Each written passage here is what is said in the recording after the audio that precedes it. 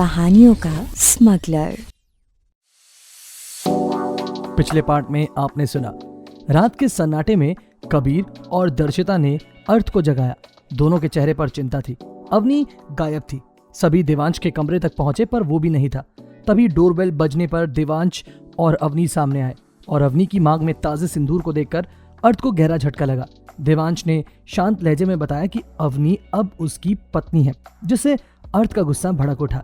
देवांश का ये रवैया बचपन के उन कड़वे अनुभवों को याद दिला गया जब उनके पिता ने अर्थ के परिवार के साथ अन्याय किया था। अर्थ दर्द और अपमान से टूटकर अपने कमरे में बंद हो गया। वैदेही ने उसे मनाने की कोशिश की, लेकिन उसे तुरंत विला छोड़कर घर वापस जाने का ऑर्डर वो दे देता है। अगली सुबह जब वे वापस लौटे, अर्थ पूरी तरह बदल चुका था, बेरुखी से भरा हुआ था। वैदेही को समझ में आया कि अर्थ उसे खुद से दूर करने की कोशिश कर रहा था, मगर उसकी आंखों में छिपा दर्द वैदेही से छिप ना सका। वो हर हाल में उसके साथ खड़ी रही, उसके गहरे जख्मों को समझने और भरने की उम्मीद में।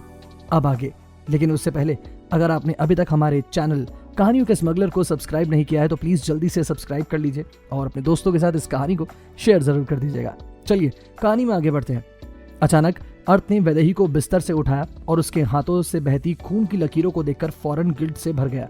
उसने वैदेही से कहा, आई एम रियली सॉरी, मुझे अपने गुस्से पर कंट्रोल करना चाहिए था। उसकी आवाज में अफसोस साफ झलक रहा था। इसके बाद उसने जोर से पुकारा, पुष्पा, पुष्पा, जल्दी आओ।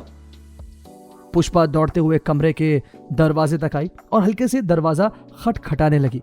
तभी अर्थ ने उसे जल्दी अंदर आने के लिए कहा, टाइम मत वेस्ट करो, जल्दी अंदर आओ यार। घबराहट में पुष्पा ने कमरे में कदम रखा। उसने देखा कि अर्थ वैदेही के हाथों को पकड़े बैठा था। अर्थ ने तुरंत उससे फर्स्ट एड बॉक्स लाने के लिए कहा। पुष्पा जो अक्सर कमरे की सफाई करती थी, उसे फर्स्ट एड बॉक्स ढूंढने में बिल्कुल भी टाइम नहीं लगा। अर्थ ने उस फर्स्ट एड बॉक्स को थामते हुए उसे बाहर जाने का इशारा किया। पुष्पा ने वैदेही की कलाई में लगी चोट और उसके चेहरे पर दर्द की लकीरें देखी तो वो समझ गई कि दोनों के बीच कुछ गंभीर हुआ है। अर्थ का गुस्सा उसे बखूबी मालूम था और वो अंदाजा लगा सकती थी कि शायद वैदेही की कोई बात उसे चुभ गई होगी, जबकि हकीकत में अर्थ वैदेही को सिर्फ इतना डराना चाहता था ताकि वो उससे दूर रहे। मगर इस वक्त उसे खुद वैदेही की इतनी फिक्र हो रही थी कि उसे ये सब सोचने का मौका भी नहीं मिल रहा था। वैदेही चुपचाप एक टक अर्थ को देख रही थी। अर्थ एक एक करके टूटी हुई चूड़ियों के टुकड़े उसकी कलाई से निकाल रहा था और वैदेही की आंखों में दर्द से देख रहा था, लेकिन उसके बावजूद वो अपने मुंह से एक उफ तक नहीं निकाल रही थी। अर्थ ने धीमे से कहा, चलो पहले इसे साफ करना होगा, और इतना कहते हुए वो उसे लेकर बाथरूम की तरफ बढ़ गया। वहां उसने वैदेही के हाथों से बहते खून को धीरे धीरे धोकर साफ किया और एंटीसेप्टिक से घाव को साफ किया। अब जाकर वैदेही को थोड़ी जलन महसूस हुई और उसने दर्द से अपने चेहरे को अर्थ के सीने में छिपा लिया। अर्थ ने उसे दिलासा देते हुए कहा, अभी तक तो तुम बहुत बहादुर थी, नाउ बी ब्रेव, ये उतना भी दर्द नहीं देगा जितना तुम सोच रही हो। मगर वैदेही ने उसकी बात को अनसुना करते हुए अपने चेहरे को उसके सीने में और गहराई से छिपा लिया। अर्थ ने वैदेही के हाथों को अच्छे से साफ किया, फिर उसे वापस कमरे में ले आया। इस दौरान वैदेही की साड़ी का पल्लू सरक कर उसके कंधों से कोहनियों तक आ चुका था।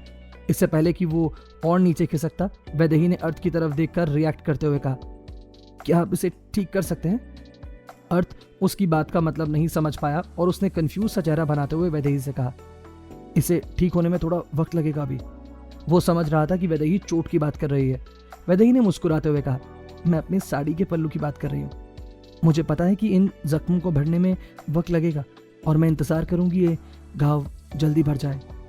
उसकी बात में इशारा सिर्फ बाहरी जख्मों की तरफ नहीं था, बल्कि उन अदृश्य घावों की तरफ भी था जो अर्थ ने अपने अंदर छिपा रखे थे। वैदेही ने बिना कुछ कहे जैसे एक वादा कर दिया था कि वो उसके उन घावों को भरने का इंतजार करेगी। अर्थ ने समझते हुए गहरी सांस ली और हल्की मुस्कान के साथ कहा, ऐसा ना हो कि ये इंतजार तुम्हारे लिए जिंदगी भर का बन जाए।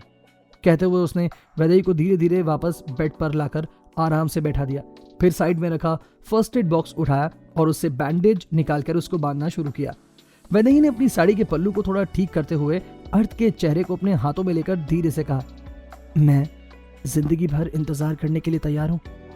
उसकी आंखों में एक अजीब सी शांति थी, मानो ये यकीन हो चुका था उसको कि चाहे इंतजार कितना भी लंबा हो पर वो आराम से इंतजार करेगी। अर्थ ने वैदेही के हाथों को पकड़ते हुए उन पर धीरे धीरे ऑइंटमेंट लगाना शुरू किया और फिर धीमे से बोला, तुम मुझे अभी अच्छे से जानती रही हो, शायद जब जान जाओगी तो ये इंतजार खत्म हो जाएगा तुम्हारा। वैदेही ने बिना एक पल गवाए सीधा उसे जवाब दिया, जितना जानना था उतना जान चुकी हूँ। उसकी आंखों में इस यकीन ने अर्थ को चौंका दिया।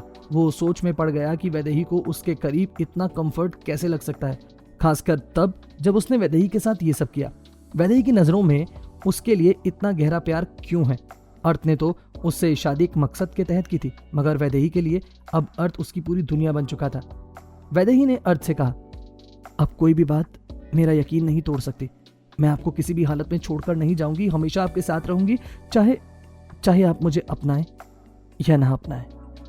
अर्थ ने उसके हाथ पर बैंडेज लगाते हुए उसके सुर्ख होठों पर नजर डाली, जिन पर अर्थ की शिद्दत के निशान साफ जाहिर हो रहे थे। उसने बड़े ही नर्म हाथों से वैदेही के होठों को सहलाया। वैदेही के चेहरे पर थकान साफ छलक रही थी। अर्थ ने उसे कंधों से पकड़कर धीरे से बेड पर लेटाते हुए कहा, यू नीड रेस्ट, मैं ऑफिस जा रहा हूँ। ये कहते हुए अर्थ मुड़ने ही वाला था कि वैदेही ने पीछे से उसका हाथ थाम लिया। वैदेही ने अर्थ की तरफ उम्मीद भरी नजरों से देखा और हल्के से कहा, प्लीज जब तक मैं सो नहीं जाती मुझे छोड़कर मत जाइएगा, आई नीड यू।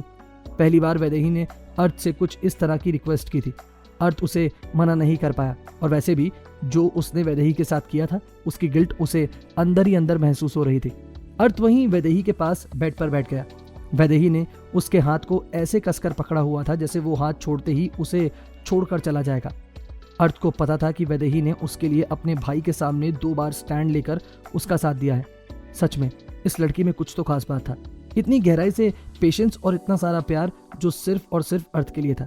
वैदेही ने शादी की हर रस्म को अपने दिल से निभाया था, लेकिन पहली ही रात जब दोनों को एक हो जाना था, देवांश ने फिर से उनके बीच दीवार खड़ी कर दी। उसी वक्त वैदेही के पास रखे अर्थ के फोन पर कबीर का कॉल आता है। अर्थ ने जल्दी से फोन को उठाकर साइलेंट पर कर दिया ताकि वैदेही की नींद ना टूटे। वैदेही बड़ी शांति से अर्थ का हाथ थामे सो रही थी। अर्थ जो इस समय वैदेही के करीब झुका हुआ था, अपनी जगह पर लौट ही रहा था कि वैदेही ने अपनी दोनों बाहों से उसकी गर्दन को जकड़ लिया। अब वो अर्थ को अपने से दूर नहीं जाने देने वाली थी। अर्थ भी वैदेही को डिस्टर्ब ना हो इसीलिए उसके करीब ही लेट गया। वैदेही बड़े सुकून से सो रही थी, और जब अर्थ भी उसके पास आकर सोया तो उसको भी पता नहीं चला कि वो कब नींद के आगोश में चला गया।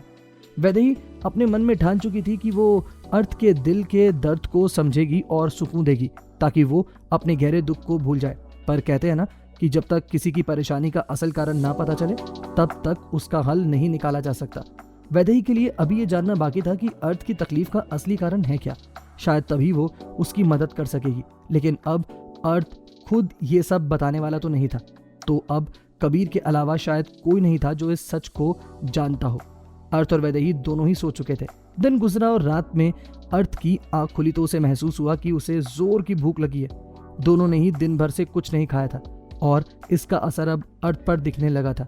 उसका शुगर लेवल काफी डाउन हो गया था, जिससे उसे चक्कर भी आने लगे थे। बेड से उठने की कोशिश करते हुए अर्थ लड़खड़ा गया और उसका हाथ साइड टेबल पर रखा फ्लावर वॉश से टकरा गया, जो जमीन पर गिरकर चकनाचूर हो गया। इस आवाज से वैदेही की तुरंत आंख खुली और जैसे ही उसने अर्थ की हालत देखी वो समझ गई कि उसकी तबीयत बिगड़ने लगी है। बिना वक्त गवाए और उसने फौरन अर्थ की बाजू को थाम लिया। खुद की परवाह ना करते हुए वैदेही को इस वक्त सिर्फ और सिर्फ अर्थ की फिक्र थी, क्योंकि वो उसे पहले भी इस हालत में देख चुकी थी और तब वो घबराकर संभाल ही नहीं पाई थी। इस वक्त भी वैदेही के चेहरे पर वही चिंता थी। उसने अर्थ को संभालते हुए बेड पर बिठाते हुए हक भरे अंदाज में कहा, आप चुपचाप यहाँ रेस्ट कीजिए, मैं अभी आपके लिए कुछ खाने के लिए लेकर आती हूँ, यू विल फील बेटर। ये कहकर उसने जल्दी से अपने कपड़े ठीक किए और किचन की तरफ बढ़ गई।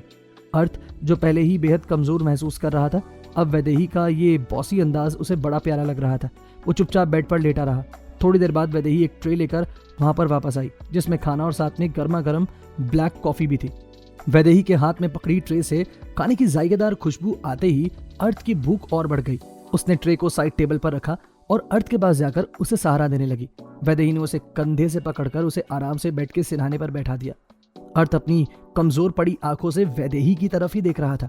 उसकी आंखों में वही पुरानी मासूमियत थी।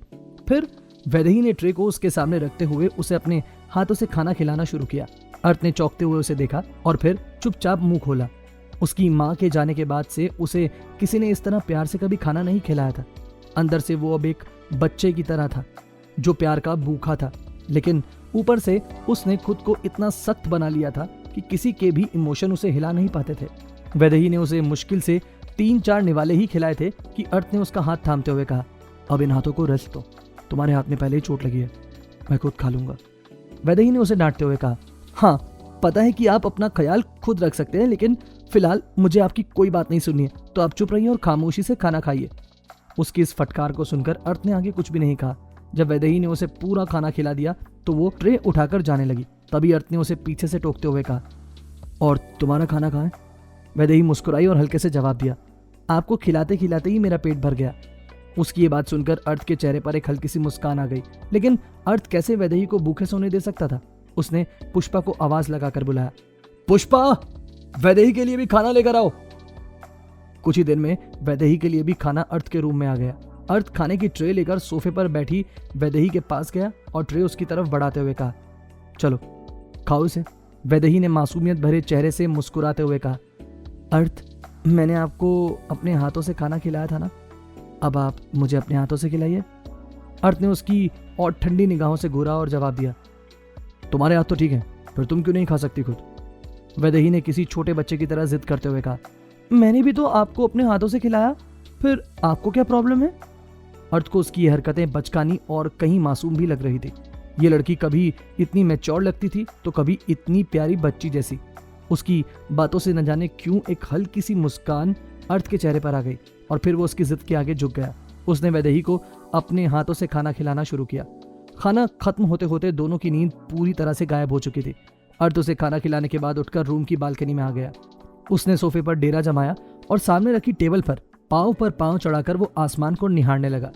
उसकी नजरें किसी खास तारे को खोज रही थी जिसे वो अक्सर देखा करता था। वैदेही दरवाजे के पास खड़ी होकर अर्थ को एक टक निहार रही थी। वो ये समझने की कोशिश कर रही थी कि अर्थ के दिल में अभी चल क्या रहा होगा, लेकिन काफी देर यूं ही खड़े रहने के बाद वो वापस आकर अपने बेड पर लेट गई। धीरे धीरे उसे फिर से नींद ने अपने आगोश में ले लिया। उधर अर्थ बालकनी में ही बैठा अपने विचारों में खोया हुआ था। आधी रात बीत चुकी थी, लेकिन उसे एहसास ही नहीं हुआ कि वो वहीं सोफे पर ही सो गया।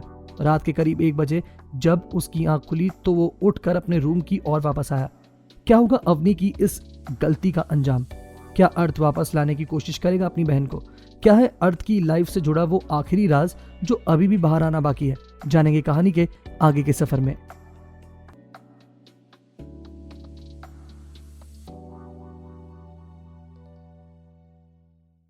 रहिए कहानियों का स्मगलर।